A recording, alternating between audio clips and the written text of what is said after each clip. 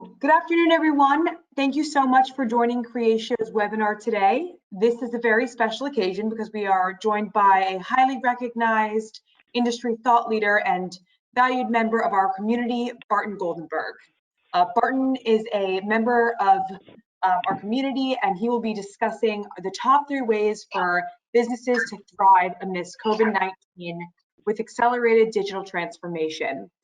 We hope to keep this an interactive discussion today, and at the end of the discussion, Barton will choose the best question that is voiced in our chat section, and that will be the winner of the chat section contest, and that winner will receive a $100 Amazon gift card. So we really want to encourage everyone to keep this a interactive and you know, a really engaging discussion, and we hope that you partake and voice your questions today.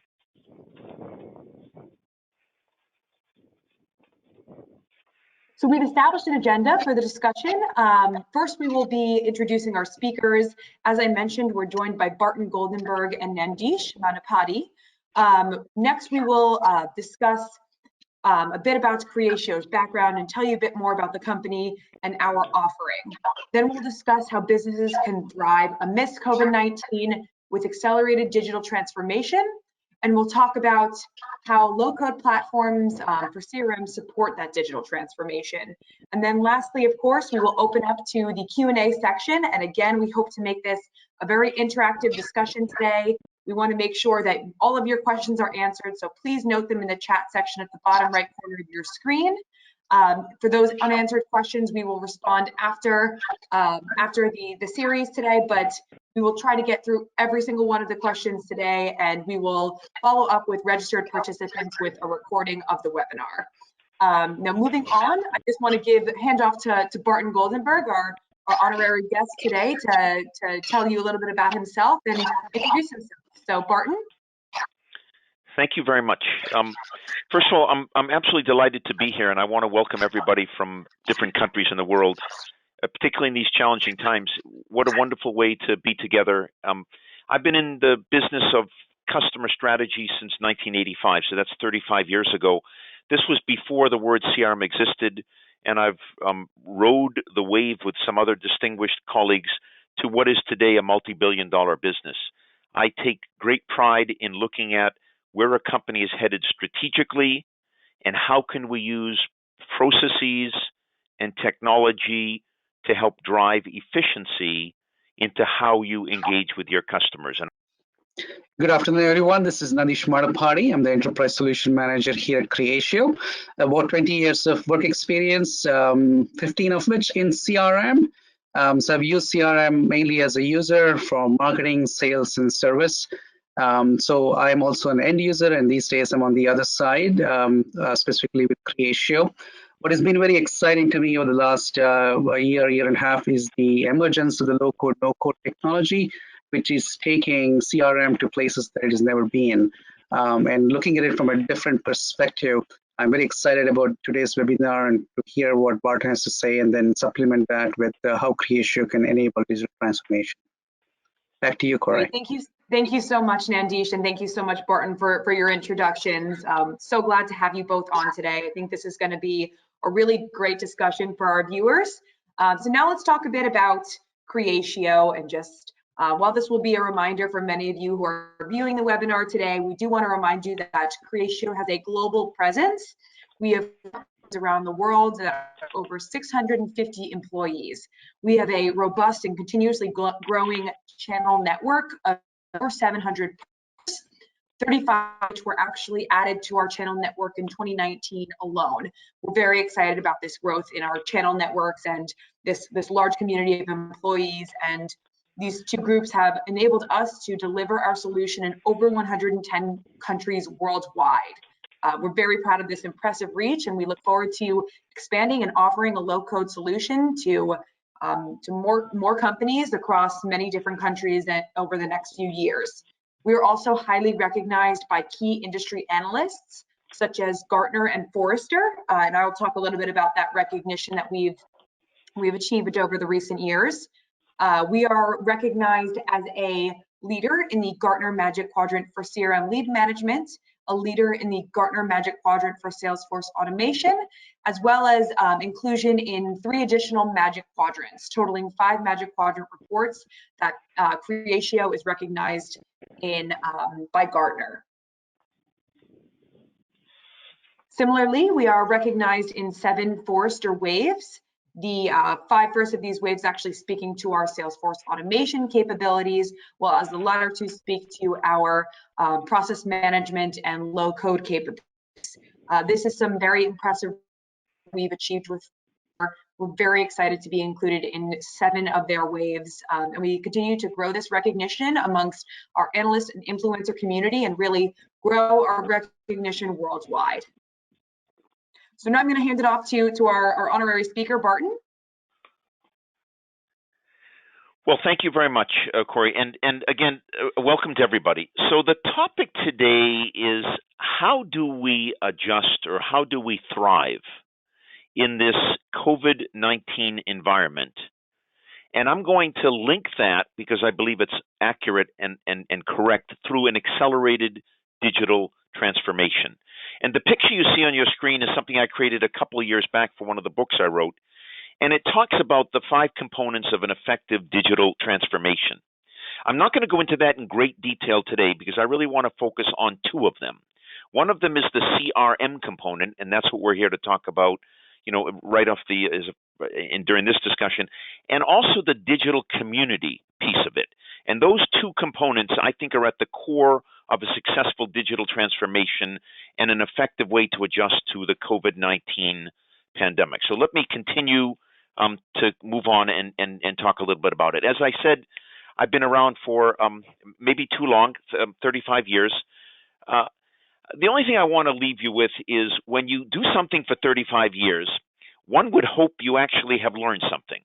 One would hope that you have had enough experience with a diversified group of companies in different countries, in different industries, so that you can begin to really make some observations that in turn you can share with distinguished participants like yourself. I want to continue and talk a little bit more about what we do for a living in very short, brief, but we've been again around for since 1985, that's 35 years. We started out as a CRM company. It wasn't even called CRM. It was sales automation and then customer service, then marketing automation, then data and analytics, and it merged into CRM. But along the way, I wrote another book called, I don't remember the name of the book, but it was something on the integration of CRM and digital communities. I think it was called Social CRM. And I felt that if you listened, if you had information about your customer, and that was the sole voice that you heard about your customer, what did they buy? What did they say in the last visit? That you might be missing out on what they say in public on communities, social communities, public or private, about your company, about the industry, about their needs. So you had to put the 2 together. And that to me is what this whole today's webinar is all about. That will drive customer engagement. There are ways of doing it through customer journey mapping and through listening to the voice of the customer, through surveys, etc. Data analytics, you'll hear me talk about this, critical to mine the data about your customers to better serve your customers, leveraging emerging technologies, AR and virtual reality and augmented reality and others that I may talk about. All of these are the components that will allow a company to effectively digitally transform. So we've been doing this for a while, and we've been doing it for some of the world's best companies. I'm deeply honored that they have put their trust in us, and I'll tell you some of the stories as we move forward. Okay, let's get to the topic at hand. I think it would be fair to say it is no longer business as usual, and that all organizations now need to adjust to a new norm. And the buying behavior of the customer is no longer the way it used to be. There's a lot more hesitancy. People don't know what's going to happen in 2 months, 6 months, 1 year, 2 years. So they're approaching the purchasing pattern in a very different way. Their behavior of how they buy, when they buy, how much they buy, etc., than they did in the past. And all organizations really need to understand what's going on in the psyche of your customer in order to adjust to the new norm. And it would be my humble observation that customer knowledge and customer collaboration are at the core of this new normal. And I'm going to talk a lot more about customer knowledge through the customer profile. I'm going to talk a lot more about customer collaboration through digital communities. And I'm going to pull it all back together as we talk about digital communities and CRM. So let's start out with the 3 ways I believe customers are adjusting to the new norm. Please bear with me. There we go. 3 ways that organizations are adjusting to the new norm. And I'll talk about each one individually: the profile, digital communities, and the integration of the 2. So let's kick off with the profiles. Here is a profile. It happens to be a woman, it could be a man, it could be a company, it could be a distributor, it could be any part of your channel in which you sell your products or services. And the way I like to look at a holistic profile is it's a daisy, a marguerite, as they say in French. It's a flower, and what you're doing is you're putting the customer at the center of the flower, and then you're asking yourself, what petals of information, like you have petals on a flower, what petals of information do we need to know about that customer in order to better serve them? Now, we're going to have lots of information that may be available to us, because if you think about it, you've got the back office information coming from your ERP system, like the financials. That's the blue bubble at the 3 o'clock position on this particular screen. But you've also got digital insights coming from communities. You have third-party insights coming from third-party sources. That's at 11 o'clock on this particular drawing. But then you have sales guys and gals that are out in the field bringing in activity as to what took place with the customer. You have a record of what products they purchased. You have an understanding from the customer service department, when did they last complain, and did we resolve the complaint? You may have information about competitive products that the customer is buying that gives you an opportunity to make a marketing program.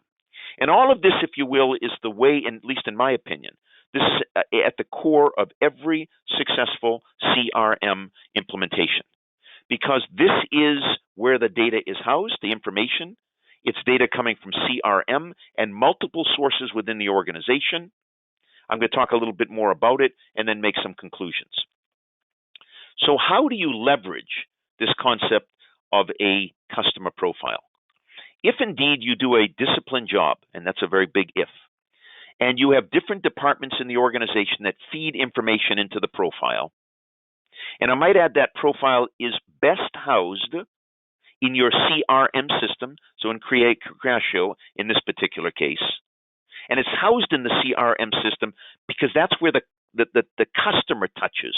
That's where the customer comes in and does self-service. That's where you are on the front line with sales and marketing and customer service touching the customer. So I believe that the profile does not belong in your back office ERP system, does not belong in some third-party data lake or warehouse, but right inside your CRM system for reasons I'm going to talk about. And if indeed the data sits there, then in fact what you can begin to do is to mine that data to identify unique customer segments. So you might look at behaviors throughout the petals of your profiles, and you're going to mine those to find those segments. And then for each of the identified segments, I don't know what goes on here now. Let's just see if we can get this correct. Okay, so for each of these profiles, magic's happening. For each of these profiles, you're going to then look at you cluster the data so that you begin to get what are targeted groups or customer segments. And then what you want to look at is you want to look at, for each of the identified segments, what is their journey as they do business with your company? And we call that customer journey mapping. Because what you're trying to find out is, are there unique differences between segments and how they interact with your company?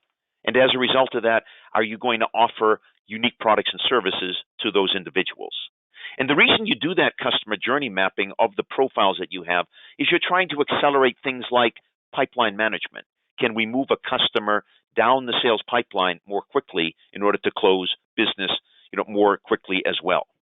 And you're trying to determine what are the optimal products or services to offer each customer.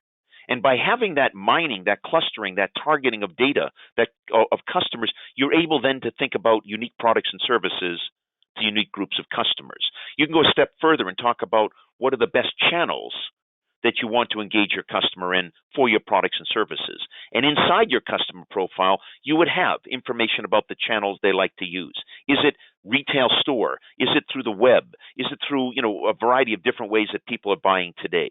And what we are learning, if we're sensitive to the new customer's behavior, is we have to address that customer in the same channels that they come into us, or at least at a minimum in the same channel that they've come in, and possibly even other channels.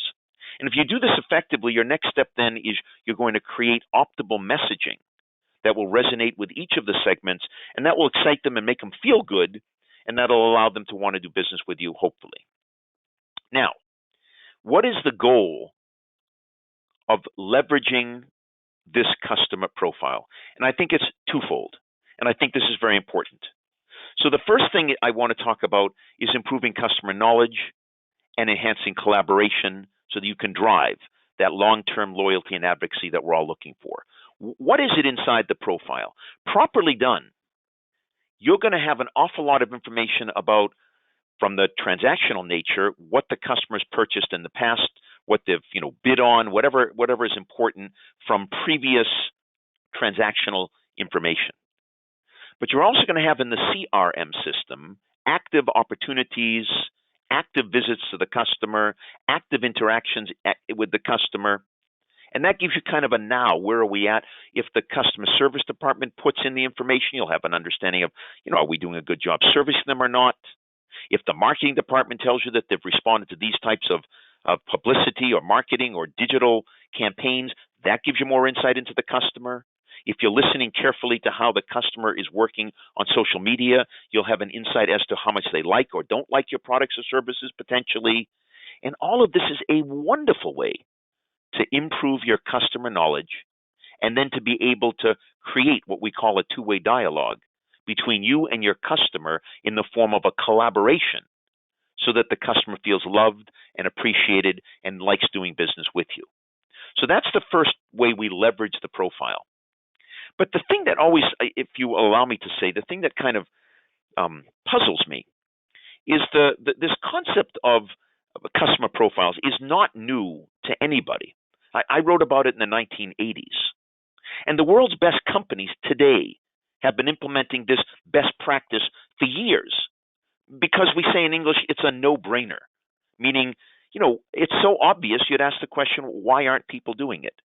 And we know that it delivers outstanding results. And if you think about, the Marriotts of this world, or if you think about the Nikes of this world, which are both customers of mine, they've been doing this for years, and they own the industry. I don't want to say they own the industry. They have a very large market share in the industry because they know their customers inside out. Think of Amazon, think of Alibaba, think of the things that you may do business today online, and you know that we really have this tremendous knowledge of the customer. And it's just, I just don't understand why only about 50%, even less, of global companies have built a profile. I know the reasons, by the way. It's tough to get commitment and discipline to bring information together in one place. It's difficult to keep the profile up to date because, as in a flower, when one of the petals gets old and begins to die, meaning the information is no longer relevant, a botanist will pull the petal out of the flower to let new flowers grow. So you have to maintain the profile. The profile is a process. Who gets to put information in when, if there's two conflicting pieces of information, which information is best, etc. But the concept of the profile is marvelous. It does require software that will allow you to have flexibility in creating a process. And Nandish will talk about low-code, no-code of Creatio, which I think does a fabulous job in doing just that. But at the core of a good, successful CRM is this customer profile. Okay, so that's the profile, and I want to build on that right now and talk a little bit about something called digital communities. And in the digital community world, we have become accustomed, if you will, while we've been at home during COVID-19, to appreciate the power of participating in online meetings, and maybe too many meetings. But many of us have gone a step further. Not just do we sit on the phone with these beautiful online meetings, but we're using it internally for what are called internal communities. Sometimes they're called intranets. There's a bunch of different names people are using now. But what happens there is, for internet communities, we've liked how easy it is to get accurate information all stored in one location, resolving challenges by collaborating with our colleagues in a secure environment. And we're seeing lots of companies doing these internal communities as a way to talk to one another, to discuss situations, to resolve issues. And of course, as with any digital media, when you are talking, digital media is listening. It can keyword what you've said, it can store it, and it can make it, then reusable for future use. So we have the online moving into, the Zoom online type of meetings and GoToWebinars moving into internal communities. But the big push we're seeing now is in the digital community world. And let me spend a couple of minutes on the digital community. So I want to paint for you a picture of a digital hotel. And that's what's on the slide here. And for those of you that like the Hyatt brand hotels, I've always been very impressed with how nice and tall they are and how pretty they look. And I've always thought about an external digital community, one where you invite your customers to participate in with your employees and maybe subject matter experts, like a Hyatt hotel. So that's the digital concept. Well, let me just paint the digital concept for you. When you create an external community, on the ground floor of the hotel, of the digital hotel, is your lounge. It's a lounge. Think of it, could be a bar. It could be a place to study, like a library, like this picture. But it's the place where you go to hang out and meet your friends. And in that lounge, you talk about, topics of importance to you. So if the digital community is for engineers, well, the topic might be, and let's just say they're electrical engineers. Well, the topic might be new topics on electrical engineering. So you'll talk to your fellow colleague digitally through forums. And while you're in the lounge having a beer, and of course I'm being hypothetical, you might take a poll that's being asked about, what do you think on this particular topic in electrical engineering? Or you might take a quiz. Which of these three choices do you think makes the most sense? And you're introducing gamification, and maybe you can win points to win a free leather jacket. But the lounge is at the core of where we hang in a digital hotel, in a digital community. Let's go upstairs to the second and third floor of the digital hotel. And here we have group conference rooms. These are rooms where, for example, only employees can go, and we talk to each other about, the new policy of the company, customer problem, anything that we want to have in secrecy, or not secrecy, but in a secure environment where we can talk to each other confidentially. We may also have a distributor room. So here our distributors all get together within antitrust legislation, of course, and they talk to each other about distributor issues. And maybe you facilitate that discussion by introducing a subject matter expert. We may also have other types of rooms, like a research and development room, where people hang out just to talk about research and development issues related to that particular company's products. Or we could have just a service conference room, where people come in and talk about service related to the customer or with the customer. And when they're through with their conference room, they go downstairs to the lounge as a group or individually. They have a beer. They take some quizzes. They might take a poll. They might answer a forum, and they have their digital dialogue. Let's go upstairs to the fourth, fifth, and all the other floors you saw in that beautiful Hyatt picture. And those are our private customer rooms. And that's where we invite our customers, each customer having their own room, with their name on the door. And the sales executive says to the customer, could I meet you in the digital room, please? I want to go over your annual plan for sales, your sales plan. Or I want to go over your annual service plan. Or I want to meet to talk about an issue that you've raised and I think we may be able to resolve, because in the private room with you, I've also brought the head of customer service. Or I might talk a particular topic and say, let's talk about a particular engineering problem. And for that, I brought my friends and subject matter experts in from within the company in engineering and one professor from the University of Engineering. So these private rooms are places where you can meet with your customer, resolve issues. When you finish, you literally close the doors in a hotel. You take the digital key. The inside of the room gets put back to order. All the files get put away, and you go downstairs to the lounge, and you have a beer with your friends, and you take a poll, or you take a quiz, and then you might join a forum, and then you go along your jolly way to work or wherever you go. Now, let's stop for a minute and think about this. I have one customer right now that has 960 private rooms because during COVID-19, they've come to the understanding that you can't necessarily meet your customer face-to-face, but you can sometimes meet your customer in a digital room. And this has the privacy and the security where you're inviting your customer into this community. It's a private community by invitation only. And they're able to then sit with their customer and go over whatever the customer wants to talk about.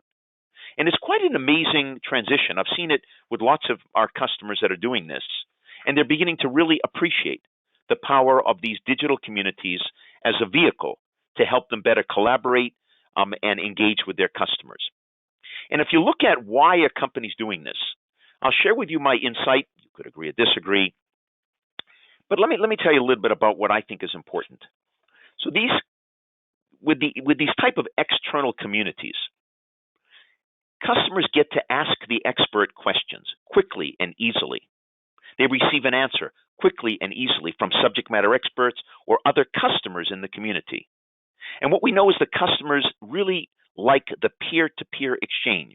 So customer to customer, customer to employee, with colleagues, with customers, and the ability to receive multiple perspectives on a particular issue.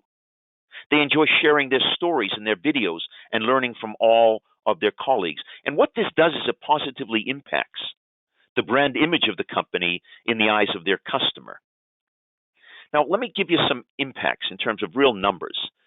You're engaging your customer in that two-way dialogue. So it's not the customer coming and getting information from you or you passing information to the customer. It's two ways. They engage, they talk, they agree, they disagree. You bring in it. You make life like it's a community, like we're meant to be. Animals, social animals that like to talk and be with other people. So let me give you some business impact metrics. So we measure all of our communities, digital communities, for sales impact, customer service impact, etc. And I'll give you some big picture numbers, but they're impressive. Between 30 to 40% of all customers that belong to a company's branded or digital or private community have purchased more product from the company in the past 12 months than customers not belonging to the community. 30 to 40% are buying more product. And the numbers aren't that important in terms of how much more, but 30 to 40% are buying more. Between 50 to 70% of distributors belonging to these communities are selling more product than distributors that are not belonging to the community. So it doesn't surprise me or others that these type of communities have a very short payback. But I want to make the observation that the benefit is not just the sales. And I want you to listen carefully on this one because it's a very interesting concept. I think the biggest impact of community is through lead nurturing.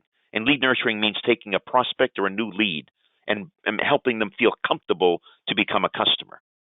You see, the problem is we all sat home pre-COVID-19, during COVID-19, post-COVID-19, and in the future, we've come very accustomed to being online and listening to others. My son has just purchased a new mountain bike. And, he was showing me how he came to his conclusion of how he's going to buy the bicycle. And he put probably 80% of his trust in all of the comments that people had said about this particular bike. And he really checked out all of these comments in great detail. Well, it's the same way with customers that are thinking about joining a company. They don't want to talk to the company because they know the company can tell them how wonderful the products are. They want to talk about the users, the people that ride that bicycle, to learn what they really felt it was like doing business. And if you invite a lead into a community and you've done your homework properly in terms of looking at what is the digital customer journey for your best customer, your best distributors, so how do they use the community to benefit personally in their business, and you document that digital customer journey, then as a new lead comes into the community, you can digitally trigger that lead. What does that mean? You can pass them messages digitally saying, hi, welcome to the so-and-so community. People that have enjoyed the community typically go to these three places when they first come into the community. Now, that's a true story. It is true, but it's the best customers that go to those three places, and it's the customers that give the most business to the company. So, in fact, you're guiding them through an optimal customer journey, and you're encouraging them to navigate inside the community based on best practices. And I'd like to just close this bit about if you do the lead nurturing properly, what we've found is the close rate, which means how quickly a prospect becomes a lead, will happen more quickly and more efficiently. And I think that's rather exciting. So let me make some conclusions about these digital communities before I put the two pieces together. So this two-way dialogue with your colleague if it's an internal community, or with your companies and customers if it's a external or digital community, has really empowered us, both employees and customers, to do business in a very different way. And I would humbly submit that we're not going back to business as usual. I'm a very avid Rotarian. Rotary is a social group that helps serve people around the world that are less fortunate than we are. And I happen to be a district governor, and I look after 62 clubs and 2,000 Rotarians that hopefully wake up to do good in the world every day. And we're going through a transition ourselves, COVID-19, whereas are we going to hold meetings only on the Zoom or GoToMeeting platforms, or are we going to have face-to-face meetings, and how are we going to manage all of this? And the conclusion is overwhelming. It's no longer an either or, it's a both. So we know this two-way dialogue has empowered employees and customers, and we companies have to step up to the plate, as we say in English, and really begin to serve customer in multimodal functionality. And that's why my forecast is that companies are going to see a mega growth in digital communities to enhance both customer and employee collaboration. Third and final piece of my three ways organizations are adjusting to COVID-19 with accelerated digital transformation. So let's talk about CRM that I talked about, the profile and the value of CRM. And let's talk about digital communities, and that's the external digital communities for our customers. And what I'd like to do, I sat back, a couple of years ago, quite frankly, and I thought, well, CRM is about half full. And the reason it's half full is we have transactional data coming from our ERP systems if we're doing it well, so prior sales and complaints and whatever it may be. But we don't really have the voice of the customer. We have salespeople calling on. We get some input from the sales and maybe customer service folks. But we don't really hear what the customer says outside of us being with them. What do they say to their friends? And these digital communities are places where people hang and people talk. So if the people that manufactured my son's bike really wants to know the mentality and the thinking of the customer, they can't go to the CRM system. They have to go onto the digital community where my son is looking up the various comments from other people. So CRM does a great job in housing the profile, but it doesn't necessarily, unless you are proactive about this, bring in the voice of the customer coming in from the communities. So CRM is a half a glass full, but digital communities on their own also doesn't give you a full picture of the customer, because that's just how they're feeling at that particular time. And what you need to do is to bring that together with their behavior in the past that's housed in the CRM system. So in my mind, anyhow, it's not an either or, but it's both. So now let me paint for you, if the screen will cooperate, let me paint for you what I mean by integrating digital communities and CRM. It's a little bit of a complicated slide, but not really. So how does this work? Well, the way it works, and I think this is the most exciting part if you really want to know about how to enhance customer and employee collaboration post-COVID-19.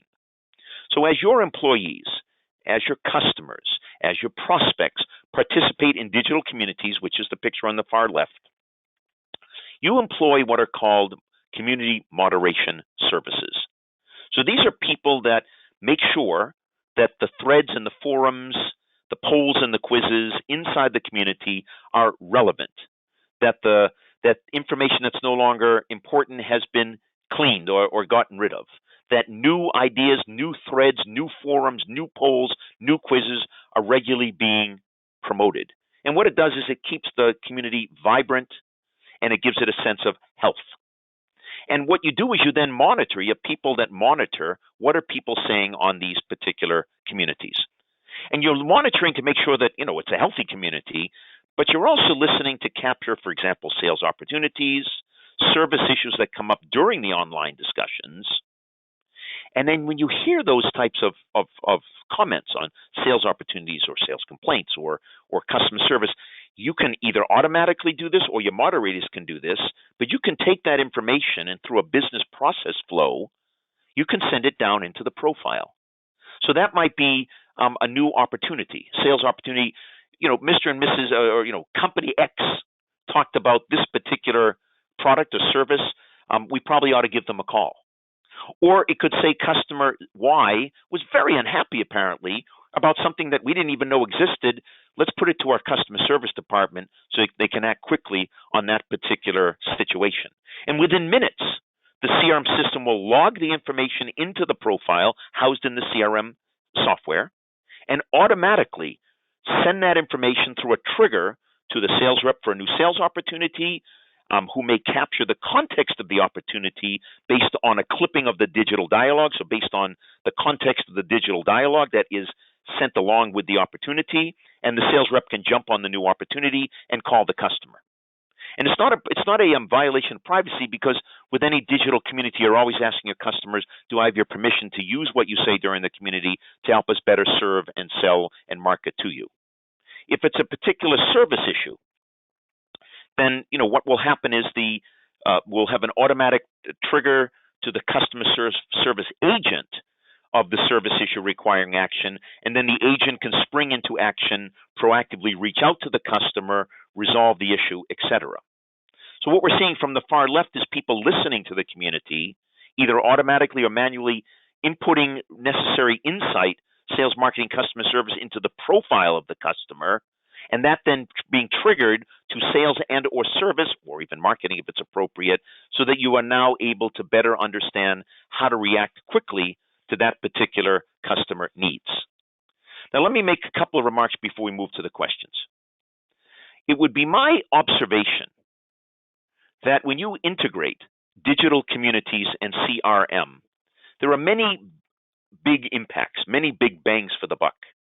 First of all, you are definitely securing a deeper insight into customer needs, customer desires, customer behavior. All of this is going to be critical post-COVID-19 in an increasingly digital world. And as our companies move into a more digital transformation mindset, acknowledging all of this is a fact of life, then we can leverage that deep insight to better service, sell, and market our customers. It allows, as I've already alluded to, quicker lead follow-up time. And we know that in our now world, instant, everything now, everybody wants everything now. That's very important to follow up a lead quickly. And we can achieve better customer service incident resolution, meaning we resolve our customer service complaints more quickly and more satisfactorily. We can even be proactive about it. And the one that I want to really focus on, this importance, if you will, of driving enhanced customer engagement. Because what we know is when people like to do business with your company, when they think it's fun to do business with your company, they're more likely to come back and want to be a part of it. And they may like it because the product or service is excellent, but they may also really like it because you care and love them and listen to them through your communities where they can post their videos, their thoughts, their ideas, where they can share that with their fellow customers, etc. And it would be my observation, by tightly linking digital communities with CRM, companies can really leverage the digital community and CRM investments they've made to date and will make as they move into the future to tap into and to achieve outstanding customer engagement. Okay, so just some concluding remarks. Is this easy to do, digitally integrating digital communities and CRM? And the answer is, it's not so easy, but I have to tell you, it's not so hard. Now, a couple of things that are important in terms of requirements. And here's where our friends at Creatio are really leading the pack. So one, you have to have sound process flows. Think about the picture that I showed you just a moment ago. We have to get information. I hope it'll work. We have to get information. There we go. We have to get information from the community where people are listening into the profile. Now, that's a business process. It's a business process flow. We have to decide what keywords to use as we listen. We have to decide which customer to put that information into. We have to understand how to put it inside the profile so that it can be leveraged when we do our data mining and segmenting our customers. That's a process flow. It's also a process flow once the information is inside the CRM system to get it out to the salespeople or the service people or the marketing people in a timely manner. And it's a process flow to make sure that we're following up as to whether that salesperson did indeed contact the lead or the customer service person did indeed reach out to the customer. These are all what we call business process flows. And so in order to do this well, you have to use a software engine where you can really have the ability, sorry, it should be the next slide. We have the ability to be able to create sound process flows. And those flows have to be built collaboratively. collaboratively between the sales department and the service department and the production department and the listening, the monitoring of the community department. So you have to have a collaboration, a capability to collaborate across different departments and gather the insight as to how a particular issue flows across or within the company. And it would be my observation that you want to find a technology, a software technology that works with teams that allows you to create these processes to work collaboratively across multiple departments. And it would be a further observation of mine, because I've actually worked with Creatio as a company, just to look at their products, and I, as my own company, I use different CRMs to test them, but I have used Creatio, and we really like the product because we feel that it's easy to use and it allows our teams to do things themselves. This is this no-code, low-code that Nandish will talk about, and it really provides a leg up or a benefit to those that are wanting to achieve this type of integration between digital communities and their CRM. Closing comments. COVID-19, without a doubt, has led to dramatic changes in customer behavior, and that will continue. And only the insensitive company, allow me to say it a little more clearly, only the stupid company would not listen clearly to what's going on in the mind of their customer. Because those that listen carefully will flourish, and those that don't listen carefully, my humble observation, will be very negatively impacted. So your top priority as an employee, as an owner of a company, as a member of a global team, is to engage effectively with customers and colleagues and to share information effectively, collaboratively, two-way dialogue within teams. Now, I can easily say that. It's more challenging to make it happen. But I do believe you can achieve this through one of the three ways that are most important. Leveraging holistic customer profiles, meaning creating the profiles, filling the profiles with information in CRM to drive customer outreach. And what I mean by that is mining the data, segmenting the data, putting together the right products and services through the right channels with the right messages to your customers. That's customer outreach. Or you can do that by implementing digital communities that, as I've hopefully demonstrated, enhance customer and internal collaboration, whether it's internal community or external. But this allows you to collaborate more effectively. Two ways: as the data is being discussed, you save it, you can mine it, and it becomes like a little encyclopedia, a knowledge management capability within the company. But I think the great companies have taken the third option, and that is they've linked their communities with CRM so that we don't have two half glasses, but we have a full glass. And what it's allowing is to improve that customer engagement. And it would be my observation that this is the time, more than ever, that a company should take action on this front. I looked at the questions. We got marvelous questions from all of the participants. We are so grateful for all the questions you gave. And a lot of the questions are, how quickly do we have to do this? Will people still go to stores to buy clothing? And what is the future of, will salespeople call on customers? The answer is, look, this doesn't happen overnight. This happens over 1 year, 3 years, 5 years, 10 years, 20 years. But we will see a very significant shift already because digital was happening, digital transformation, reinforced through COVID-19 because we've all been so much more accustomed to it. So it would be my observation that now more than ever is the time to take action.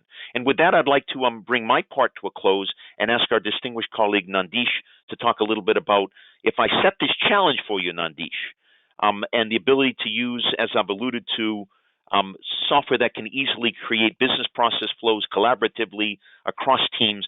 Could you tell us how ready is Creatio to do this type of challenge? Absolutely, Barton, and this was amazing, by the way. So you set me up just right.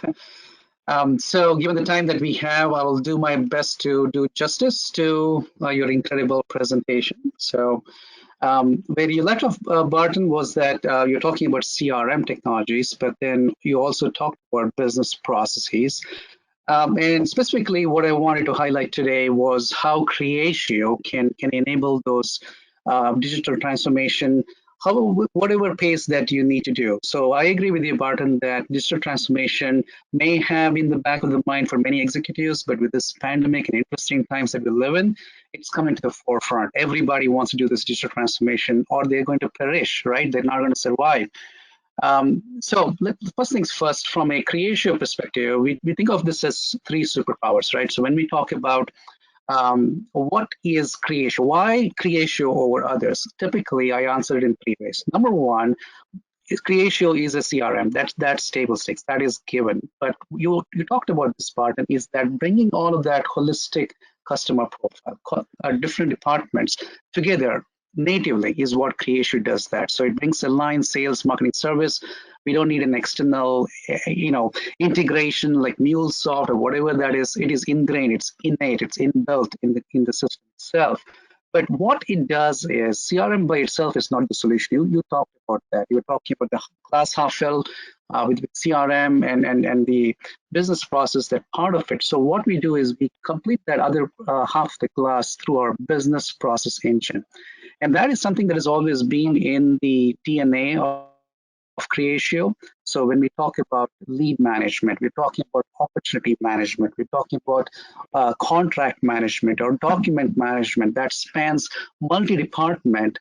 So when a sales happens, it impacts finance, it impacts manufacturing, warehouse, sales, service, marketing. So many departments does get impacted by that single sale. So we need to have that workflow or business process being captured and modeled very quickly. And these days, especially with the things going on such a pace, you need an engine that can keep up with that. But what is interestingly also happening is that people are no longer looking at one business process, but they're looking at it from a platform perspective to take it to the next level. So you can start building more and more complex applications. So what we're going to do over the next 5 to 7 minutes, and I'll make it best to accelerate as much as I can, is give you a quick preview of how Creatio can do that, right? So when the digital transformation happens, you want to start off with a business problem, right? And nobody understands the business problem better than business analysts. You're not going to go to IT because IT has excellent development skills, but they don't know anything about the business. So you need somebody who understands the business, able to do things very quickly, right? So what we are doing is a democratization of software development skills. Think of it like if you have to take a high quality picture, you go to a studio. If you want to take a fairly good quality picture, you can do it on your iPhone. iPhone 11 Pro can do a much better job than what cameras could do like even 5 years ago. And that's what we're doing here with the low code, no code. We don't want people to learn anything new. We want them to have the best experience. So from a data validation, you don't want to make mistakes of sending it in the wrong directions. We make sure that the developer experience of making sure this business processes, whether they are simple enough or managing a much more complex, is what Creatio does extremely well. So if you're managing one workflows, but managing complex workflows that is impacting various departments, workflow going from sales to finance to legal and to back to the sales. So that is all those cross-departmental, we can handle that. Now, what we're also doing is making sure that the business process by itself is not static, right? So you may start off with a solution, then you realize that, well, we haven't considered many things that we initially thought about. So you may have to go and keep expanding on that business process itself. So in other words, you have to start expanding your solution sets. We want to make sure that it is simple as dragging and dropping. So we make sure that the user experience from the development side is simple. It is not as complex as it is, but if it does get complex, we want to make sure that you're able to very quickly process those workflows, go exactly to the location where you have to make that modifications, quickly make that modifications and deploy it in production as quickly as possible. All in the hopes that these business processes can be deployed in a matter of days, maybe weeks, rather than work with IT and take months and months of development work to get that started. Now, what we are also doing, and then Barton, you alluded to that, is the fact that exit barriers or exit costs are very critical, right? Everybody is looking at digital transformation. Transformations are extensive; they are expensive at the same time. So exit costs becomes much from a CFO perspective. Somebody who signs the check, they need to make sure that these elements of business processes that you do are spanning across different solutions. So what we have done is we've noticed that the BPMN 2.0 notation is industry standard. So we came up with a new solution called Studio Free, where cross-departmental, many people all over the world, remote teams, on-prem teams can come together, build workflows, and export that workflow simply as a BPMN module, and then bring that into Enterprise Studio, like what you're seeing on the screen right now, and simply attach whatever records they want to do. This is going to solve the biggest issue that that people have with business process is cross collaboration and cross department work. And Barton, you alluded to that in your final slide as well. So we solved that problem with the latest 7.16. Now, this is on a microscopic level, right? As you get more and more comfortable with your digital transformation journey, you can leverage Creatio to leverage that from the platform side. What we talked about previously was on the top left-hand side, the process modeling. But then you also need to make sure that people are actually using it, the right people are using it. So you need to manage licenses, users, but also from an application lifecycle management, you need to have continuous improvement. You need to have a continuous delivery, right? And more importantly, other channels, and Barton was talking about voice of the customer. So voice of the customers come in form of chats, chatbots, emails, however, surveys, whatever format it is. You need to be able to integrate that into a low-code business process platform as well. So we supply all of those things and also data. A lot of data gets generated. You need to be able to visualize that data very quickly. And also print information very quickly so that you can send it to upper management or use that in your quarterly business review or whatever financial reports that you need to generate it out. So we're not just talking about a single solution, but a single problem, but you can extend that to many, many areas that we probably have not thought about. But what is happening of late is the advent of artificial intelligence, right? A lot of prediction models are being coming along, and most of the times these vendors are trying to capitalize or monetize as that is a separate application. We don't believe that. In Creatio, we believe that this machine learning model is a subset of low code, no code. So you can start making predictions about what is the predicted lead scoring, for example. How qualified is that lead? Should your salespeople even make an attempt to qualify this lead, or just give it up because not all leads are created equally? Or you can use machine language to make next best actions or next best recommendations using it for retail and stuff like that. And finally, mobile. Mobile is our table stakes these days. You must always have a product that is available mobile device. So, for example, if you're working on an approval, contract approval, you probably need an approval from an executive level, from an executive person who is probably constantly traveling. They don't want to open up an application on their laptop and just to approve that. You should make it much more simple, not only for the executives but also from the customer experience side. Make it as simple as possible on the mobile side. And here are a couple more on how you can control that from a licensing perspective, managing changes within the application as well. And finally, nothing is complete without the ecosystem. So we make sure that as when you use Creatio, either to create a business process or use it as a platform to build newer applications, you are supported very well. So Creatio makes sure that we have extensive documentation. We also have trainings. Trainings can come in as self-training or as a guided training or a formal corporate training. But more importantly, we do have a strong citizen developer community. So that means a lot of people have user applications. They are real experts on how the application should be used.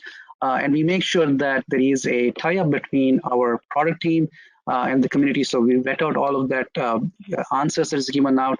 And we also have a loyalty program to make sure that we honor and respect the people who make significant contributions to the community. With that, I'm going to end and hand it back to Corey. Great. Thank you so much, both Barton and Nandish. These were such great overviews of how digital transformation can support businesses during this chaotic time. So let's now make this an interactive discussion. Let's engage some of the questions from the audience. So our first question, what are the biggest challenges you've faced when it comes to the people aspects of adoption? What have you put in place to migrate them? So Barton, I think this is a good question for you. Okay, thank you, Corey. So the biggest challenges you face when it comes to people side of adoption, yeah, that's a good one. So as with any and every technology initiative, it would be my humble observation that 50% of the success of the initiative will rest upon how effectively people have bought into it, the value they see, the what's in it for me is strong enough so that it's in their own best interest to adopt the technology. So we come to the biggest challenge is that we have not received that 50% buy-in. So Nandish just talked about, I talked about it, he talked about it, the importance of putting into place good business processes, whether they're, straight CRM, sales, marketing, customer service processes, or an integration with digital communities or whatever. And that, if you will, accounts for 30% of the success of a technology initiative. The people side, though, if I put in new processes and people don't buy into it, or people don't see the what's in it for them is, in their best interest, they're not going to use it. That's all there is to it.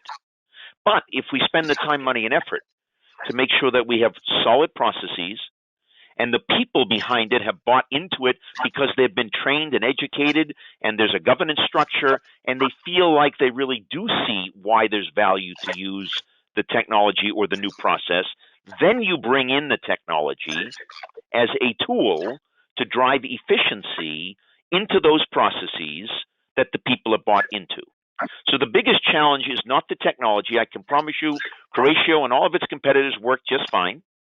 It's typically not the processes, although many companies are deficient in how they put their processes together.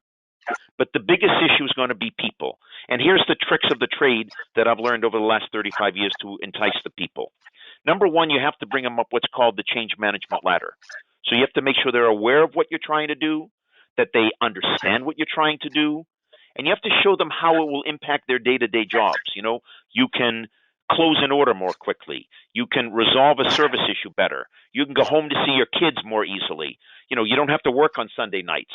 If you can show them what's in it for them and then they'll become interested. And then you have to engage them. They have to be a part of, how to create the business process flow, or what should the training look like, or how should I apply the technology?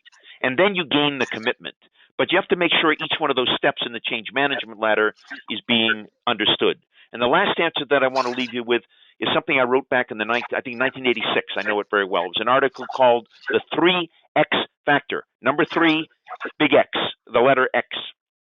And what I said is people will be willing to transform. Digital transformation, CRM transformation, digital community. People will be willing to transform when for every one piece of information they give to the system, whether it's a sales report, whether it's a customer service report, whether it's insight on digital thinking, voice of the customer, for every one they give, whether it's an employee or a customer that gives it, in order to use the system and overcome the challenges you face with people, they have to get 3 back. But think about the customer profile for a minute.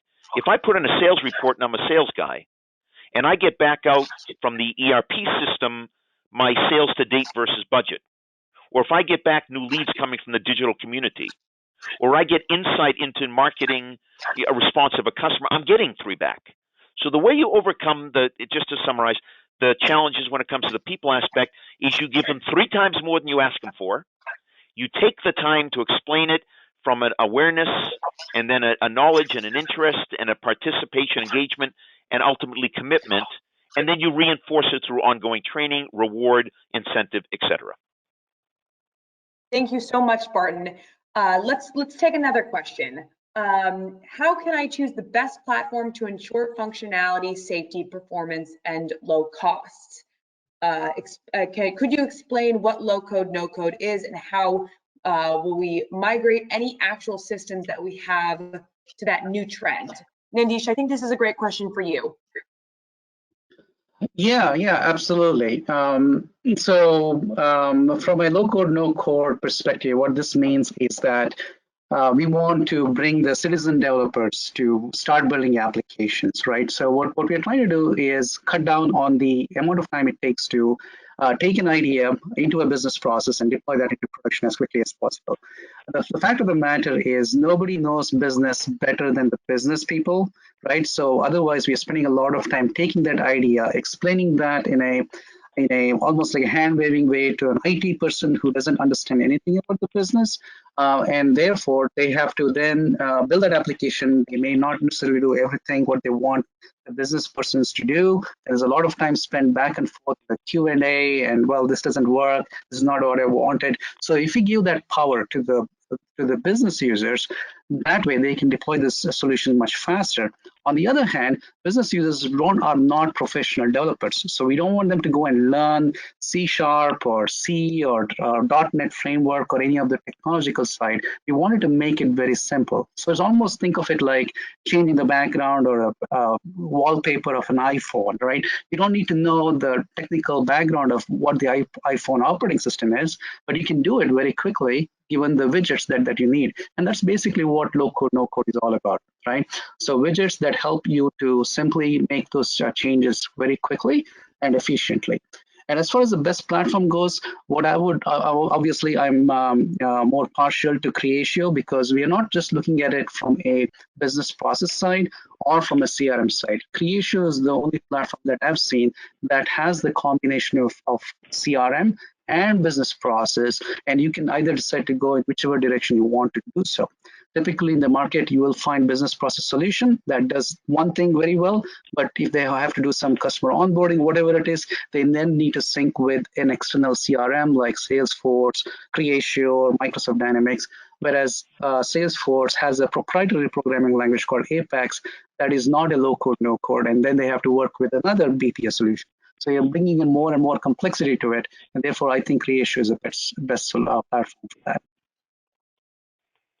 Great, thank you so much, Nandish. Now let's select the winning question as selected by Barton. And our winning question is actually from Janice. And this question is, do you have any recommendations or indicators that help detect if it is time to put aside the untransformed and focus on advancing in the implementation strategy?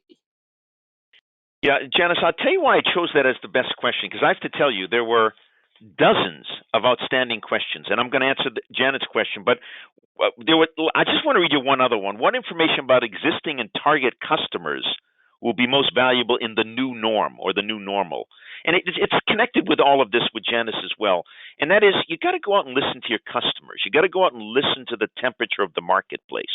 So Janice, do you have any recommendations, or do I have any recommendations or indicators help detect if it's time to put aside the untransformed and focus on advancing in the implementation of the digital transformation strategy? Yes, I do. And it comes by listening to your customers. It comes by understanding where your customers are at in this new norm. It means you have to go out and survey or, have an ongoing two-way dialogue with your customers. It means you have to do what we call test and learn scenarios, where you try something with a full understanding it could fail.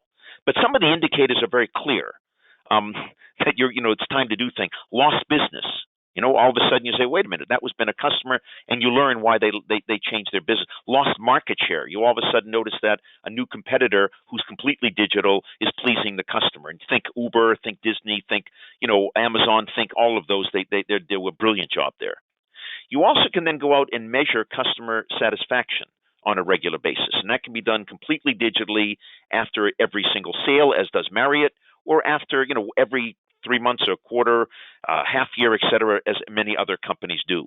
So there are some signals, I think you call them indicators, that will help detect it. But the most important thing I'd like to, again, just to reinforce, Janice, is it's based on the temperature of your customer.